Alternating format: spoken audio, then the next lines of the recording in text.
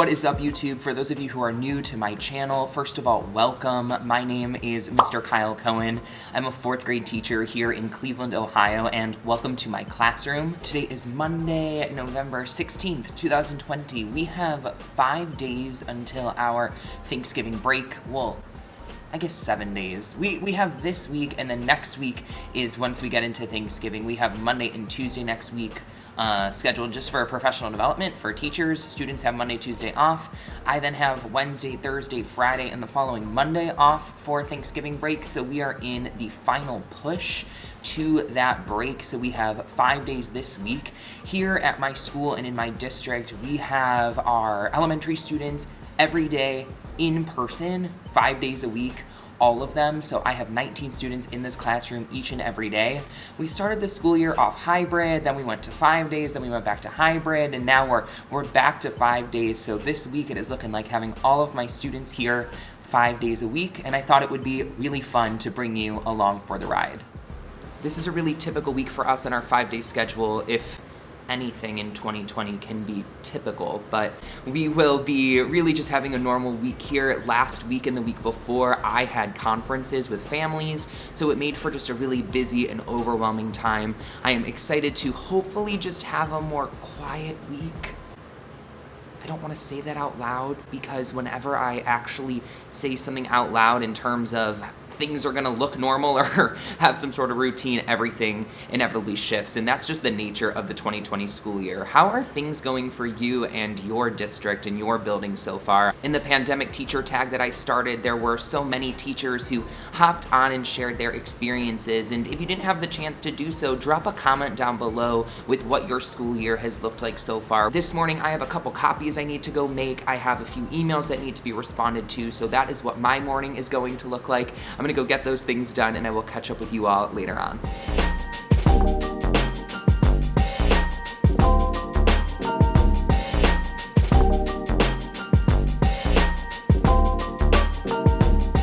On Monday mornings, I put out a morning work packet for the entire week. When we are here in person 5 days a week, I have 1 page of morning work for each day. This is a pack that I got on Teachers Pay Teachers during my first year of teaching, so 3 years ago now. It's still great. It applies to grade level standards here in the 4th grade, and it just is an awesome way for students to practice math skills that we are doing in person and any of the reading skills that we're also covering here in class. So it's a great spiral review, covers a little bit of everything, and gets their brains going here in the morning. And just like that, Monday is in the books. It was a really great day here in the classroom. In math, we are focusing on fractions, specifically comparing fractions. This week, we're talking about how to compare fractions with like and unlike numerators and denominators. In reading this week, we are focusing on inferencing, introducing inferencing today, getting into it a little bit more throughout the week. We are launching a science unit specifically on rocks and landforms and those sorts of things. In writing, we are doing something pretty fun, and I will show you what it is we are doing in writing. This was a freebie on Teachers Pay Teachers. It is perfectly timed for Thanksgiving, which is next week. It says, "What's for dinner?" So, help, you are a turkey and want to have the humans eat another dish for their traditional Thanksgiving meal. Give another reasonable choice for dinner and back up your claim with reasons and evidence. So we are in a persuasive writing unit right now. We are having students come up with a claim. So my example was, you should eat ice cream instead of turkey for Thanksgiving. And then you need 3 reasons why, backing those up with evidence. So for example, for mine, for reasons for why you should eat ice cream, there is more variety, then we wouldn't have to kill so many turkeys. And I had students back up all of these different things with evidence. It was really hilarious thinking of what they would like to eat instead of turkey on Thanksgiving. I heard everything from pancakes to fruit to salads and more. So this was really awesome. This again was a free Teachers Pay Teachers purchase. They're then going to take all of these ideas, convert it into an actual paragraph, which they will type up. We will share later in the week. So this will be something that we will work on all week long in writing. That was everything for today. I have been in this room for far too long, and it's starting to get dark out again. So I'm gonna head on out of here for today, and I will catch you all later in the week.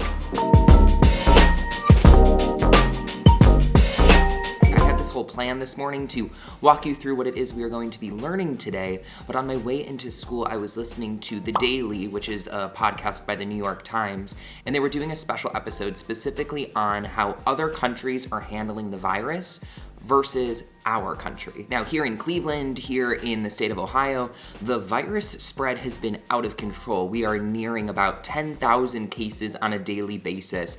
And don't forget that I am here teaching in person as all of this is happening outside. When we have students or staff or people in our district who test positive for the virus, we are tracing it. Contact tracing is something that's taking place, right?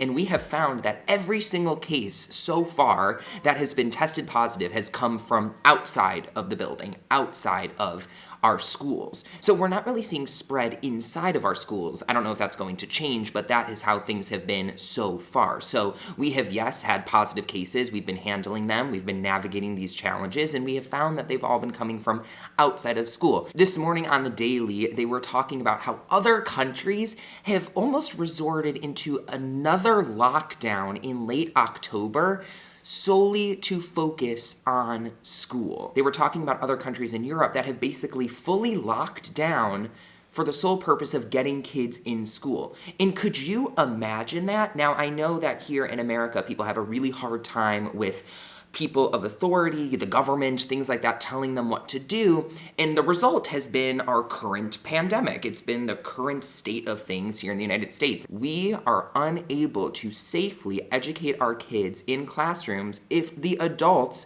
the people in our communities, do not take this virus and this pandemic seriously. The big ask here, the big push that these countries in Europe are saying, they were talking about Germany, who actually made an ad that they played in their media that said, please, stay home, order some carryout, play some games with your family, stop going outside, stop getting coffee with a friend, stop doing this, stop doing that, so we can get our kids in school. Could you imagine that? Now, I am not a public health official, I'm a classroom teacher, but I know that the best place for kids to learn is in the classroom. I've done hybrid, I've done remote. I know at my core that the best place for kids to learn is right here in this classroom. And in order for them to be here, we all have to make some sacrifices.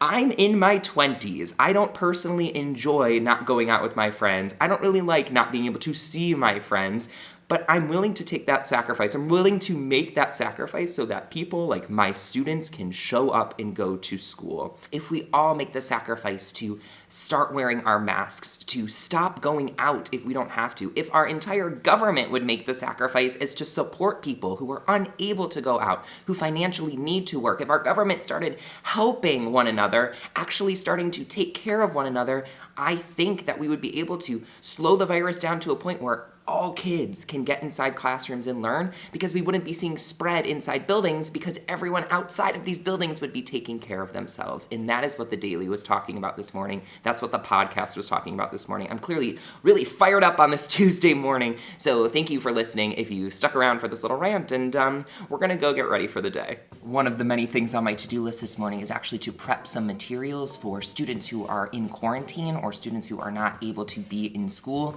whether that is a family member has tested positive, they have tested positive, all of those things. This has been happening all school year, so while I am planning instruction for all students in person, I also need to be troubleshooting with students who are at home. I need to be creating materials to be sending at home, and I don't know if people fully understand the amount of time and energy and resources it takes to actually push out content to students, because what we are planning to do in school doesn't necessarily work for students who are learning at home.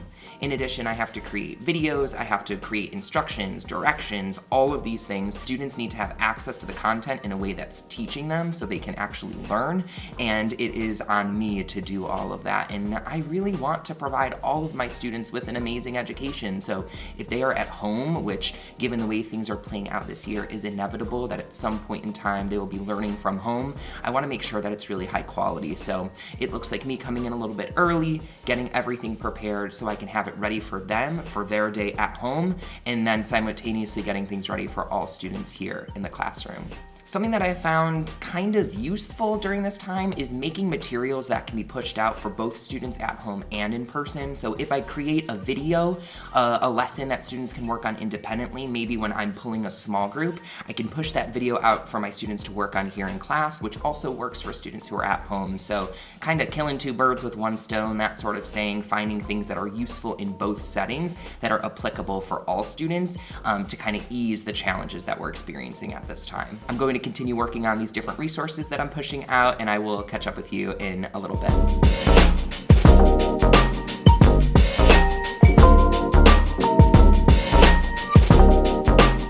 Happy Thursday. I'm just getting a few things prepared for the day today.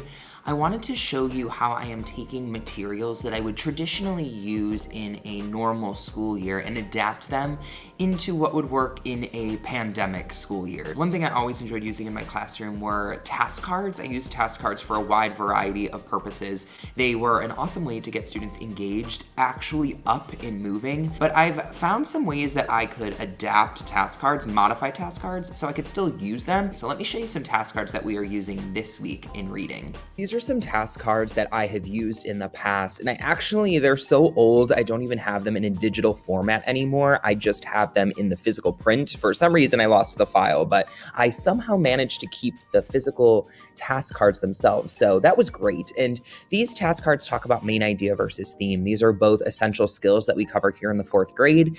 And this is a really helpful review because students often get confused between main idea and theme. So you'll see here that what I did is I actually took the task cards, I took a picture of them with my phone, and then send them to myself so I can upload them into a Google slide.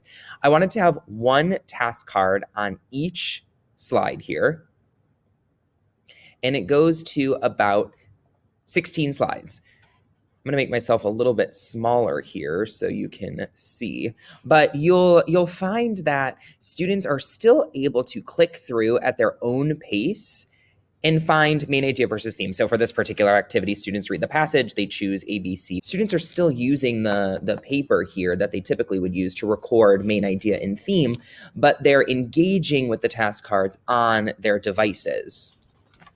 So I'm incredibly lucky that we have one-to-one devices at my school. So all students are sitting at their desks because one of the restrictions that we have this year is we're unable to move around. We're unable to have students up, walking around, moving around, engaging with one another. We're trying to maintain distance as much as possible. So this is a really great way that they are sitting at their desks. They are engaged. In one way that we actually bumped up the engagement even more was I made a video walking students through the first couple task cards. So over here in my Google Classroom, you will see that I have a tab that says school. I have a tab that says home. This is when we were in our hybrid schedule. I just haven't updated it, honestly. But in school, 11:18, main idea versus theme, students click here. There are the slides that I just showed you all. And then right here is a video that I made where I actually walk students through the first two with me. So students are wearing their headphones, they're sitting at their desk, they're watching the video, they're doing it with me, they're seeing what I'm looking for, and then they kind of take it from there. This not only frees me up to pull students for small groups, or it allows me a chance to go conference with students about their work, but then it really shows them what is expected of them, and they can do this at their own pace. So I'm saying, all right, let's read the passage together. I read to students. I say, pause the video. Let's think about main idea. Let's think about theme. Okay, pause the video. Write on your recording sheet, A, B, C, and so on. It has been really engaging and an awesome way for me to pull small groups while still having students stay engaged in a fun, more engaging activity, not as lecture style, and just overall, it has been a positive during all of this. The biggest thing that I feel like I keep repeating in any update video that I am posting here on YouTube is that this school year, the most important thing for all of us in order to maintain and achieve any sort of sanity is being flexible. Sharing my strategies with you for how I am adapting task cards, for example, is just one example of the flexibility that I am demonstrating on a daily basis. At the end of the day, I need to be doing everything I can to best support my students, regardless of how I feel in this pandemic, whether we are in person or hybrid or remote or what is best or what is not best or how I am or how the comfort level is. All of that is really important, but at the end of the day, I have 19 students who are counting on me to deliver them a high quality education, and that is what I am constantly thinking about. Flexibility, taking it day by day, taking care of ourselves is all that we can do, and I hope that you are doing the same. I really appreciate you spending some time with me in my classroom this week. If you enjoyed seeing what was going on here in my classroom, if you enjoyed today's video, go ahead, hit that red subscription button down below. It would mean so much to me to have you part of this community that we are forming here on YouTube. I so appreciate you being here. Thank you so much for watching, and I will catch you in the next one.